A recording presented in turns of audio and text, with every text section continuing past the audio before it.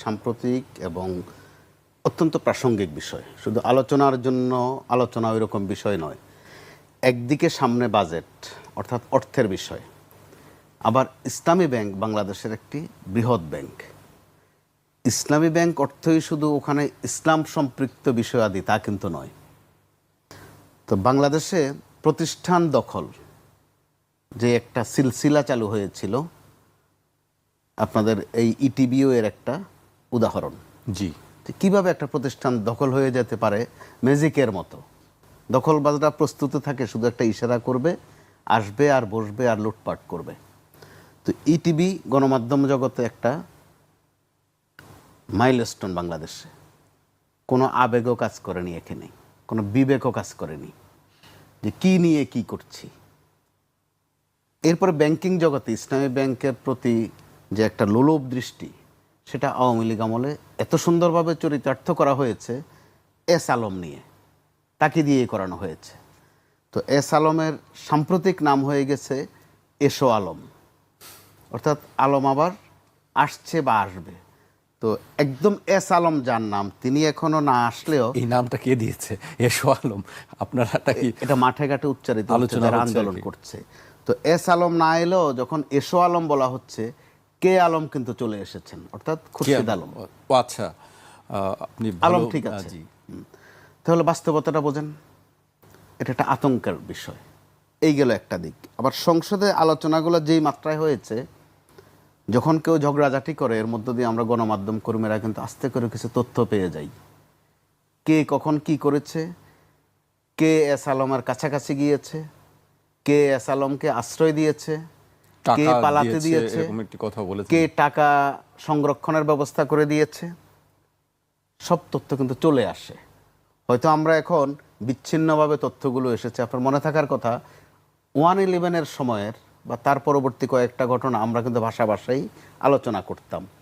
যখন বাইরের উইকিলিক্স একটা ধরে ধরে তথ্য দেওয়া শুরু করলো, তখন কিন্তু আমরা আবার ভিন্ন মাত্রায় গুরুত্ব দেওয়া শুরু করলাম। তো সংসদে যে আলাপটা হয়েছে, অনেকটা রসিকতা করা হয়েছে ক্ষেত্র বিশেষে, কিন্তু এটা রসিকতা করার বিষয় নয়। বিষয় নয় এই কারণে, স্বরাষ্ট্রমন্ত্রী যিনি আছেন তিনি ভালো পার্লামেন্টেরিয়ান, সেটা নিয়ে বিতর্কের কিচ্ছু নেই। কিন্তু বিতর্ক করতে করতে ইসলামও ওখানে কিন্তু টেনে আনা হয়েছে। যে বলতে বলতে বলা হয়েছে জামাতে ইসলাম মানে ইসলাম নয়, ইসলামী ব্যাংক মানে ইসলাম নয়, অথবা মির্জা ফখরুল ইসলামও মানে ইসলাম নয়। ঠিক আছে, সংসদে অনেক ধরনের রসিকতা হয়, কথা হয়েছে। আরেকটা বিষয় খেয়াল করেন, খুব স্পর্শকাতর, 5টা ব্যাংকে মার্জার করে দেয়া হয়েছে। তো মার্জারের বাংলা আমি খুঁজতে খুঁজতে গিয়ে যেটা পেয়েছি, যে রাজি নয় তারপরে বিয়ে করিয়ে দেয়া, মানে জোর করে বিয়ে করিয়ে দেয়া, যে ঘর সংসার করতে তুমি বাধ্য। ওই 5টা ব্যাংকের নামের সাথে ইসলামটা কিন্তু অত্যন্ত, প্রত্যেকটা ব্যাংকের নামের সাথে ইসলাম আছে। সোশ্যাল ইসলামী ব্যাংক, এরকম প্রত্যেকটার সাথে ইসলাম শব্দটা আছে। এতে করে আপনি একটু ঠান্ডা মাথায় ভেবে দেখেন যে পরিস্থিতিটা কোন দিকে যাচ্ছে। যদিও ফাংশনালি আওয়ামী লীগ আমলেও কিন্তু ইসলামী ব্যাংকগুলো চলেছে। ওই ইসলামী ব্যাংকের কয়েকটা সংখ্যালঘু বা হিন্দু সম্প্রদায়ের এমডি চেয়ারম্যানও ছিলেন। অর্থাৎ শুধু ইসলামী ফাংশন ওখানে হয় না। আর ইসলাম একটা মার্কেটিংয়ের আইটেমও যে হয়ে গেছে, এটাও তো সত্য। যে এই ব্যাংক শুধু জেনারেল ব্যাংকিং করে, সেও একটা বিজ্ঞাপন দেয় যে আমাদের এখানে ইসলামী ব্যাংকের সুযোগ সুবিধা আছে। অর্থাৎ মার্কেটিংয়ের প্রশ্ন ইসলাম একটা উপাদান বলা চলে। এটা কাঙ্ক্ষিত ছিল না। আর ইসলামী ব্যাংক নিজস্বভাবে যে অবস্থাটা বাংলাদেশে করেছে, শুধু বাংলাদেশে নয়, এশিয়া মহাদেশে তাদের কিন্তু একটা বিশাল অবস্থা। এখানে অনেকেই স্বস্তি বোধ করেছেন। একটু মনে করিয়ে দিতে চাই, যখন ইমরান এইচ সরকার নামে একজন সরকার পয়দা হয়েছিলেন কয়েকদিন বাংলাদেশে, তিনি গোটা বাংলাদেশ চালাতেন শাহবাগ থেকে, তখনও ইসলামী ব্যাংক খুব প্রাসঙ্গিক হয়ে গিয়েছিল যে ইসলামী ব্যাংকিংয়ের মাধ্যমে জঙ্গি হয়, জঙ্গি উৎপাদন হয়, জঙ্গি ফান্ডিং হয়। আবার একটা ফতুয়াও এসেছিল তখন, সম্ভবত মাওলানা ফরিদউদ্দিন মাসুদ, তিনি একটা ফতুয়া দিয়েছিলেন যে ইসলামী ব্যাংকে টাকা রাখা খুব গুনার কাজ। কিছুদিন পরে তথ্য বেরিয়ে গেল যে ওনার নিজেরও ভালো অ্যাকাউন্ট আছে, ওখানে ভালো অ্যামাউন্টও আছে। তো এই যে আমরা একটা ব্যাংক নিয়ে এই ধরনের রাজনৈতিক বিষয়ের সাথে এইভাবে টানছি সেটাকে। আবার একজন অর্থনীতিবিদ ছিলেন, তিনি সম্ভবত এখন কারাগারে আছেন, ইসলামী ব্যাংক বাংলাদেশের কত ক্ষতি করে তিনি এটা অঙ্কসহ বলতেন। আর অঙ্কসহ বলার সময় তিনি সাধারণত রাউন্ড ফিগার বলেন না, তিনি কত লাখ কত হাজার, কত কোটি, Fraction রেখে কত পয়সা সহ এটা সহ বলেন, কিন্তু তিনি নিজে যখন একটা ব্যাংকের চেয়ারম্যান ছিলেন, তসরুপ করেছেন, তখন কিন্তু আবার রাউন্ড অ্যামাউন্টে করেছেন, ভাঙতি রাখেন নেই, সাথে কোনো ভাঙতি রাখেন নেই। সম্ভবত 5,000 কোটি টাকা এক দাগেই করেছিলেন। তিনি একজন নামকরা শিক্ষক বাংলাদেশের, নামটা নাই উল্লেখ করলাম। তো এইভাবে বিভিন্ন ব্যাংককে কবজা করা অথবা দখলে নেওয়ার জন্য বাংলাদেশে কিছু প্লেয়ার তৈরি হয়েছিলেন। কার চেয়ে কে কত ভালো, বাংলাদেশ ব্যাংক হ্যাক হয়ে গেল, বলা হলো এটা তেমন কোনো টাকা না। হ্যাক হয়েছে মানে যে না, এটা তেমন কোনো বিষয় না। সোনালী ব্যাংকে তসরুপ হয়েছে হলমার্ক সহ, যে এটাও সামান্য কিছু। এই যে তামাশাটার একটা ফলো আপ কিন্তু এখন চলছে। তো ক্ষমতায় তো আওয়ামী লীগ নেই, ক্ষমতায় আছে বিএনপি, অপোজিশনে আছে তাদের দীর্ঘদিনের মিত্র জামাতে ইসলামী।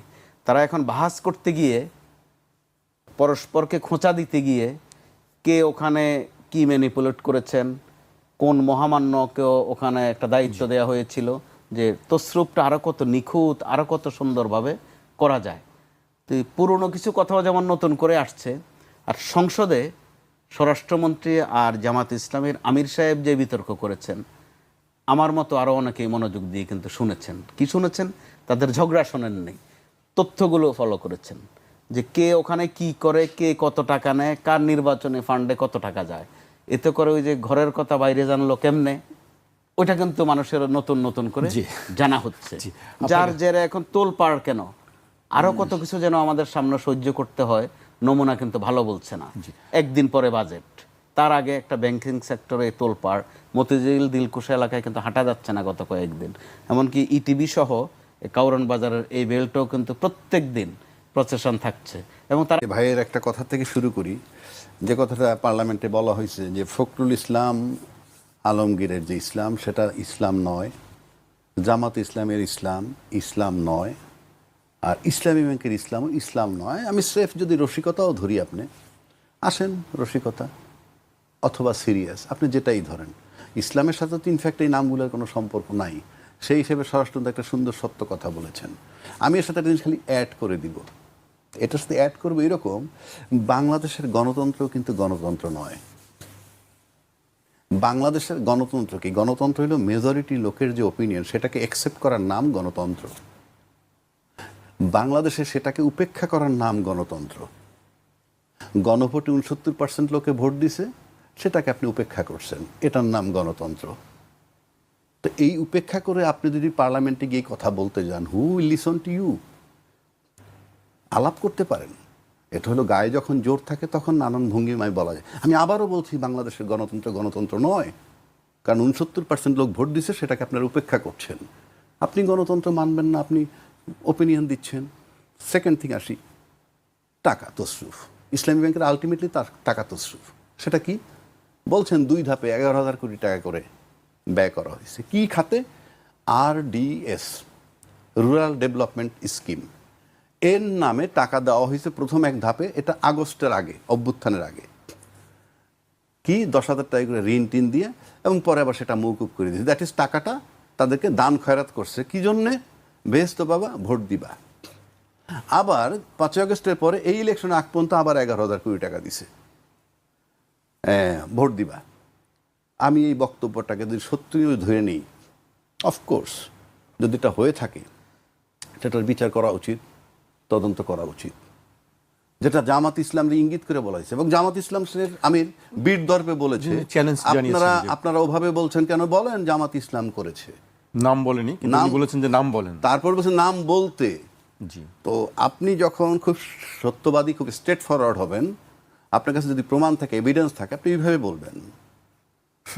সব জায়গায় চলে না। আপনারা যে আমি গণতন্ত্র নাই বললাম, সে পর্যন্ত তো পার হয়ে গেলেন জনগণকে ধোকা দিয়ে, সেটা ঠিক আছে। কিন্তু আমির ইসলাম, জামাতের আমির এটাও বলছে, আমি তাদের কথোপকথন বলছি, এটাও বলছে শ্বেতপত্র প্রকাশ করেন, আমি অ্যাবসোলুট চ্যালেঞ্জ করছি, এটা সে বলেছে। এবং তদন্ত করতে বলেছে, তাই না?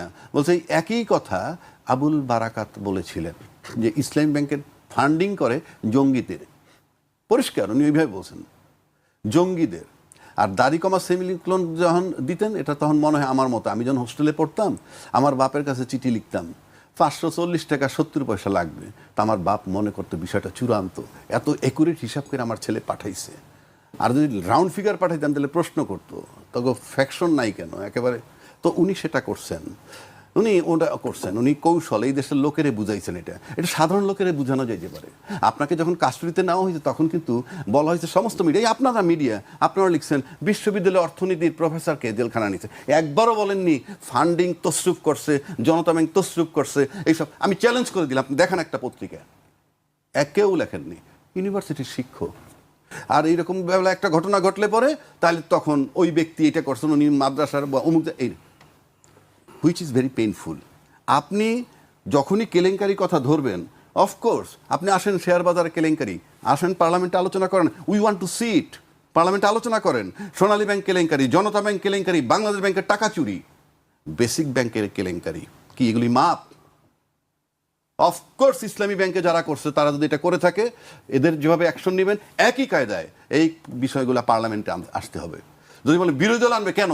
সরকারি দল এনেছেন, এইগুলোও সরকারি দল আনবেন।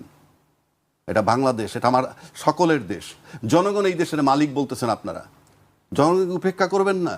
আমি আবারও বলছি, আওয়ামী লীগ যেভাবে দেশ চালাইছে, শেখ হাসিনা মাইনাস শেখ হাসিনা, আওয়ামী লীগ যদি শক্তিশালীর দিক থেকে ধরি, শুধু হাসিনা বাদ দিয়া আজকে যদি যে আওয়ামী লীগ সাজবে বাজারে, সেই আওয়ামী লীগ, ওই হাসিনা সহ আওয়ামী লীগ যে ক্ষমতা রাখে, হাসিনা বিহীন আওয়ামী লীগ তার 50 ভাগের 1 ভাগ ক্ষমতা রাখে না। এটা মাথায় রাখতে হবে। তো একইভাবে আপনাদেরকেও সেই চিন্তা করতে হবে। আপনারা এই শেয়ার বাজার কেলেঙ্কারি, সোনালী, জনতা ব্যাংকের কেলেঙ্কারি, বেসিক ব্যাংক কেলেঙ্কারি আলাপ করেন, আমরা দেখতে চাই আপনারা আলাপ করেন। এইবার আসেন জঙ্গিদের ফান্ডিং করা বলা হয়তো, যেটা বললাম আবুল বারাকাত সাহেব বলছেন, শফিক সাহেব মানে আমির সাহেব এটাও বলছে, আপনারা দ্বিতীয় বারাকাত হইয়েন না। মানে উনিও বলছেন জঙ্গি। আমি সবারটাই আমি গ্রহণ করি যে ঠিক আছে, স্বরাষ্ট্রমন্ত্রী কারেক্ট, যদি হয়ে থাকে আপনি শ্বেতপত্র দেন এবং বিচারে যান। আমরা এই আলাপ শুনতে রাজি না। আগে বিগত সরকার টাকা তসরুপ করে গেছে, শুধু আলাপ, এই আলাপ মাঠে গ্রামে গঞ্জে আপনাদের আগে করে, আপনাদের আগে, আপনার ক্ষমতায় আসার আগেও, ইভেন দেশে আসার আগেও মানুষ করতেছিল। তো আপনি তো একই আলাপ করতেছেন, এইটা তসরুপ হয়েছে, ওইটা তো, what is the use of it? আপনি পার্টিকুলার ইসলামী ব্যাংক নিয়ে দিয়েছেন। এখন আসেন ইসলামী ব্যাংক নিয়ে আরও একটা কথা বলছে, এটা নাকি জামাতের ব্যাংক নাম্বার 1। আবার বলছেন যে অনেক আছে গ্রাহক, যারা জামাতের বহু লোক আছে গ্রাহক সেজে আন্দোলন করতেছে। এটা আমি একটু ক্লিয়ার করে দিই। প্রথমত আসেন, একটা ব্যাংক যখন হইল 10টা লোক উদ্যোগ নেয়, 10 লাখ লোকে তো আর উদ্যোগ নেয় না, 10টা লোকে উদ্যোগ নিল। এই 10টা লোক যদি জামাতের হয়ে থাকে, অপরাধ তো নাই, উদ্যোগ নিয়ে আপনি একটা ব্যাংক করতে পারেন না। তবে হ্যাঁ, এই ব্যাংক হওয়ার পর আলটিমেটলি জামাত যারা করে না তারাও গ্রাহক আছে, তবে জামাতের গ্রাহকের সংখ্যা বেশি, অর্থাৎ জামাত যারা করে বেশি। কেন? এটা সুদবিহীন, এটা কি ইসলামী কায়দায় দিব, আপনি বলতে পারেন। এটা বলছে, এটা আমি অস্বীকার করতেছি না, বলছে। বললে কি এটা, বললে কি অপরাধ হয়েছে?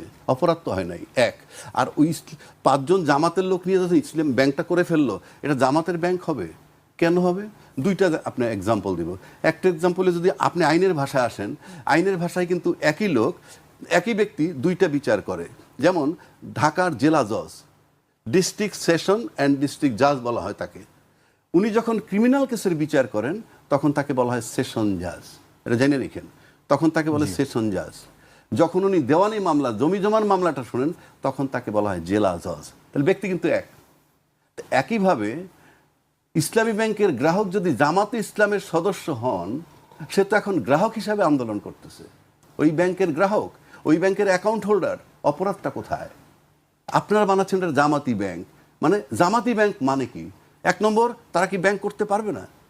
2 নম্বর আসেন, যদি তাই বলেন যে জামাতে করছে বইলা বা একটা দলের লোক করলেই হয়, তাহলে আপনি যদি শেরিনা হোটেলের দিকে তাকান, এটা কি বিএনপির হোটেল? আপনি ঢাকা ব্যাংকের দিকে তাকান, এটা কি বিএনপির bank? Of course not. But Sherina হোটেলের মালিক বিএনপি করেন, ঢাকা ব্যাংকের মালিক বিএনপির এমপি। ডাজ ইট মিন যেটা বিএনপির ব্যাংক? আবার উল্টা দিকে আসেন, 3 জন এমপি মিলে উদ্যোগ নিয়ে যদি একটা ব্যাংক করে, তাতেই অসুবিধাটা কোথায়? আবার বলতেছেন আপনারা কি যে দলীয় লোক সব ওই ব্যাংকে ঢুকাইছে, সেখানেই বা অপরাধ কোথায়? আমি যে জেলা পরিষদের চেয়ারম্যান দিলাম, আমি যে পৌরসভার চেয়ারম্যান দিলাম, প্রশাসক দিলাম, কোত্থেকে দিলাম? তারা তো নিজেরা বানাইয়া নিজেরা তো করতেছে, নিজেদের লোককে প্রোভাইড করতেছে। আপনারা কোনটা করতেছেন? আমি ভাই যুক্তি দিচ্ছি, তার মানে এতে কিছু আসে যায় না। একই ব্যক্তি জামাতও করতে পারেন এবং গ্রাহকও হতে পারেন। এখন তার আন্দোলন হবে গ্রাহক হিসেবে, নট জামাতি হিসেবে। কতগুলা যৌক্তিক কথা বলতে হবে। সুতরাং আমরা যেটা বলতে চাচ্ছি যে শ্বেতপত্র প্রকাশ করুন, 1। 2, অবশ্যই যদি এই টাকা ইলেকশনের নামে টাকা নিয়ে দিয়ে দেওয়া হয়, সেইটার জন্য অবশ্যই বিচার করতে হবে, কোনো ছাড় নাই। কারণ আমার দেশ বাংলাদেশ, টাকাটা দেশের সকল জনগণের। একইভাবে আমি আবার রিপিট করছি, শেয়ার বাজার কেলেঙ্কারি, সোনালী ব্যাংক কেলেঙ্কারি, জনতা ব্যাংক কেলেঙ্কারি, বাংলাদেশ ব্যাংকের টাকা চুরি, বেসিক ব্যাংক কেলেঙ্কারি, এই যা আছে সবগুলা পার্লামেন্টে উত্থাপন করে আপনার অ্যাকশন নেন। শুধু মন মতো যেটা আপনার ভালো লাগবে সেইটা করবেন। সেটা আরও একটা কথা বলবেন, যেটা আমি আবারও বলছি, বাংলাদেশের গণতন্ত্র না। কারণ আপনারা জনগণের 69% লোকে যে ভোট দিছে সেটাকে উপেক্ষা করে আপনারা তাহলে গণতান্ত্রিক দল। বাংলাদেশের গণতন্ত্র না।